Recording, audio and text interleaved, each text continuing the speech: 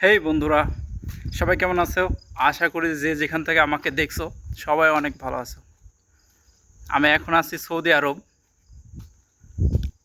এখন সৌদি আরবের কিছু বিষয় আপনাদের সাথে শেয়ার করব।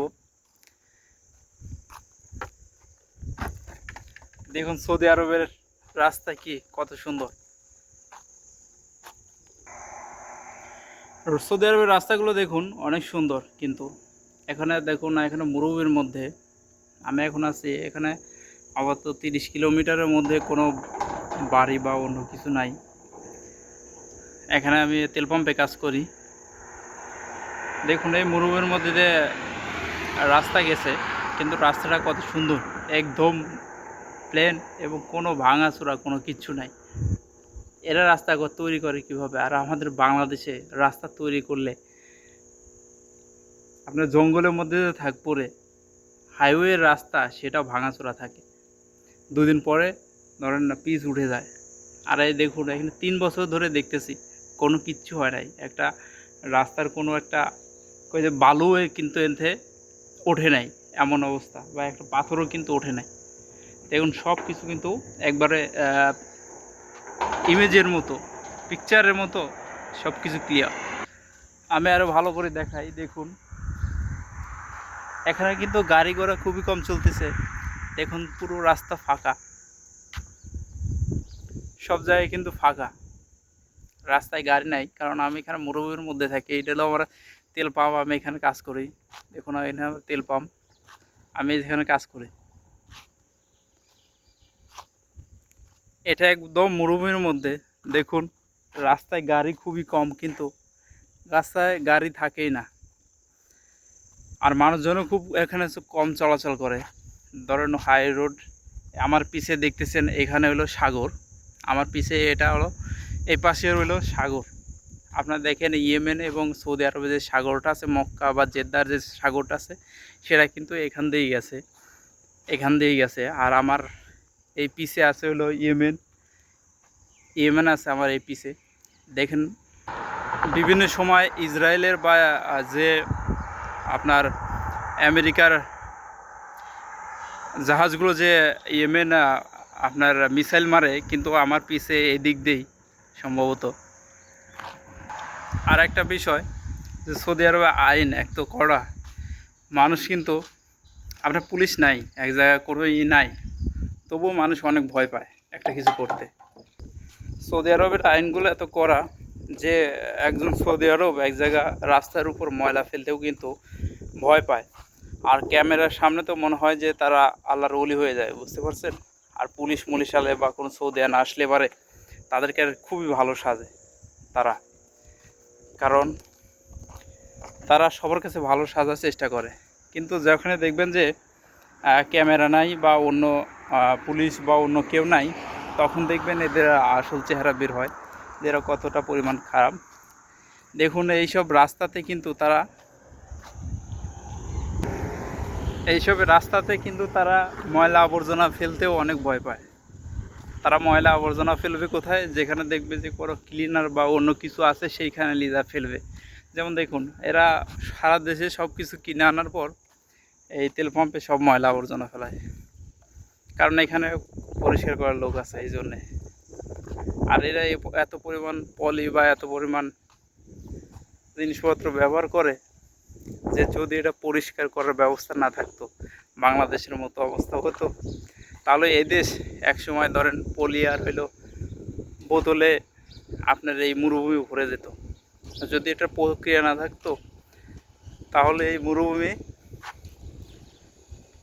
বোতল আর হইলো পলি দিয়ে ভরে যেত। এদেশের সরকার মানে ক্লিন রাখার জন্য বিভিন্ন কিন্তু লোক নিয়োগ করে, বা আপনারা দেখেন রাস্তা পরিষ্কার করার জন্য কিন্তু সৌদি আরবে অনেক লোক আছে। তারা যদি না থাকতো, এই বাঙালিরা বা ইন্ডিয়ানরা যদি এই কাজগুলো না করতো, তাহলে কিন্তু এই দেশ একদম ময়লা আবর্জনা ভরে যেত। এমনিতে যারা এনেকে পরিষ্কার করে তারা প্রতিদিন ধরেন 1 ঘন্টা পর পর পরিষ্কার করে, তবু অনেক ময়লা হয়ে যায়। যদি 4-5 দিন যদি এই ময়লা পরিষ্কার না করা যায়, তাহলে আমার মনে হয় এই মরুভূমি সব ভরে যাবে।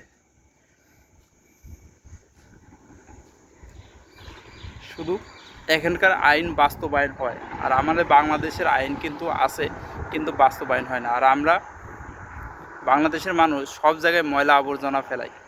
মানে আমরা একটু আমাদের দ্বিধাবোধ হয় না যে আমি এখানে ময়লা আবর্জনা ফেলছি, যে আমার সমস্যা না হোক, অন্য কারোর তো সমস্যা হতে পারে, বা দেশের একটা স্ট্যাটাস নষ্ট হতে পারে, বা দেশের সম্মান নষ্ট হতে পারে, কেউ বিদেশি এসে দেখতে পারে, এটা কেউ ভাবে না। আমাদের দেশের সব জায়গায় কিন্তু মানে সবাই ময়লা ফেলায়। যেমন দেন বিমানবন্দরেও বা কোনো ট্যুরিস্ট স্পটে সব জায়গায় কিন্তু ময়লা ফেলায়, কিন্তু আমাদের দেশের সরকার থেকে পরিষ্কার করার কোনো ব্যবস্থা নাই। আর আমার দেশের মানুষও বোঝে না যে না, আমার এখানে এই কিছু ফেলান যাবে না। দেখুন, সৌদি আরব পুরোটাই মরুভূমি। আমাদের এখানে শুধু একটা মাত্র তেল পাম্প আছে, তাছাড়া কিন্তু আশেপাশে আর কিচ্ছু নাই, আপনার মাজরাও নাই। এই পাশে সাগর, আর এই পাশে হলো ইয়েমেন বর্ডার আর পাহাড়। আর এখান থেকে 30 কিলোমিটার দূরে একটা বাজার আছে, ছোট্ট দোকান, 4-5টা দোকান আছে। ওখানে 4 থেকে 5টা দোকান আছে। একটা ধরেন মুদি দোকান, আর একটা কলার দোকান। তাছাড়া এই এরিয়াতে আর কোনো বাজার নাই বা শহর নাই, কোনো কিচ্ছু নাই। এখানে শুধু আমাদের এই তেল পাম্পটা রাখছে। আমরা এখানে অনেক কষ্টের মধ্যে আছে, বা খাওয়া দাওয়া অনেক কষ্ট হয়, কারণ এখানে খাবার তা কেনার মতো মানের সাধ্য নেই। এখানে কিনতে গেলে এই সৌদি আরবের 100 রিয়াল ভাড়া লাগে এখানে যাইতে আর আসতে। খুবই সমস্যা। সৌদি আরবে যেখানে খাবার আছে সেখানে মনে করেন আলাদুল খাবার আছে, আবার যেখানে নাই, যেখানে বাজার টাজার নাই, সেখানে মনে করেন যে আপনি যদি মারাও যান, তাহলেও সেখানে এক ফোঁটা পানিও পাবেন না, এরকম অবস্থা। আপনার কাছে টাকা নাই, এক ফোঁটা পানি যে অন্য জায়গা থেকে খাবেন। যেমন আমাদের বাংলাদেশে টিউবওয়েল আছে, যে কোনো জায়গায় টিউবওয়েল আছে, মসজিদে টিউবওয়েল আছে, সেখানে যায় কিন্তু খাওয়া যায়, যে কোনো দোকান থেকে মাংনা খাওয়া যায়। কিন্তু এই সৌদি আরবে কোনো মাংনার সিস্টেম নাই, সব জায়গায় কিনে খাওয়া লাগবে।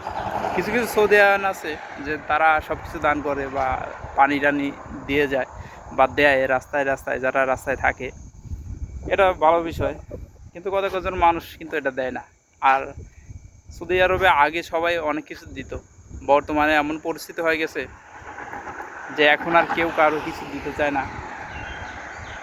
যেমন একটা পানিও দিতে চায় না। আগে ধরেন এই হাতে যারা কাজ করতো তারা অনেক পানি পাইতো বা অনেক খাবার পাইতো, কিন্তু বর্তমানে এইসব কিছু পাওয়া যায় না। আর খুবই এখন সৌদি আরব খুবই চেঞ্জ হয়ে গেছে। আর যারা ধরেন ইয়াং জেনারেশন আছে, তারা তো আরও বেশি মানে চেঞ্জ হয়ে গেছে। এদের কি বলবো, এরা তো মানে অন্যরকম হয়ে গেছে। এদের মধ্যে কোনো মানবতা বা অন্য কিছু নাই, বা একজনের সাথে কোনো খারাপ ব্যবহার করতেছে, একজনের কোনো খারাপ করতেছে, এটা এরা বোঝে না। এরা যেটা ভালো বোঝে ওটাই। আর যারা আগের যুগের মানুষ ছিল, যারা এখন বুড়ো হয়ে গেছে, তারা কিন্তু এইসব কিছু বোঝে, যে কী করা লাগবে, কার সাথে কীভাবে কথা বলা লাগবে, ওরা বোঝে। তো সবাই ভালো থাকবেন। যারা সৌদি আরবে আসবেন তারা বুঝে শুনে আসবেন। এখানে কিন্তু প্রচুর গরম। আমি যে বাইরে রয়েছি কিন্তু প্রচুর গরম। বাংলাদেশে যেমন গরম হলে গায়ে লাগে, আর এখানে গরম হলে আত্মায় লাগে। বুঝতে পারছেন? সবাই ভালো থাকবেন, সুস্থ থাকবেন। আল্লাহ হাফেজ।